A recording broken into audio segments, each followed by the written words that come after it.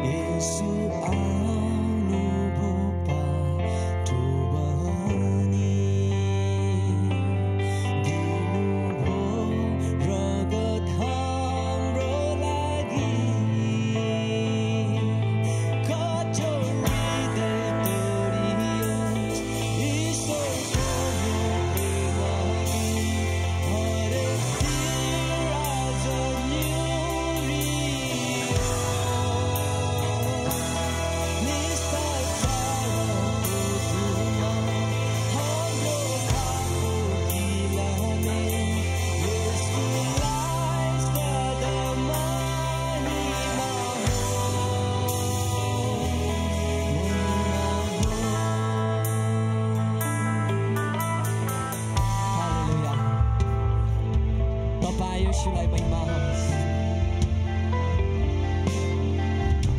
जो परमेश्वर स्वर्गमा हुनुहुन्थ्यो अनि यस संसारमा मानिसको रूपमा हामी जस्तै बनेर तपाईँ आउनुभयो अनि तपाईले हामीलाई असल कुराहरूमा तपाईले हामीलाई ज्ञान दिनुभयो। परमेश्वरको प्रेमलाई हाम्रो माझमा तपाईले सुनाउनु भयो अनि तपाईले कामहरूद्वारा अनि भरोसाहरूद्वारा विश्वासद्वारा तपाईले प्रकट गराउनु भयो र पनि मानिसहरूले तपाईलाई तपाईको विरुद्धमा खडा भए। जब मानिसहरूले तपाईको विरुद्धमा खडा भए तपाई परमेश्वर नम्र हुनुभयो। तपाई परमेश्वरले आफ्नो पिताको ती आज्ञालाई कहिले पनि उल्लङ्घन गर्नु भएन। हो प्रभु, तपाई चाहिँ निष्ठोर खोरमा हुनुहुन्थ्यो। जो संसारले चाहनु भएको कुरा थियो, जो धर्मशास्त्रहरूले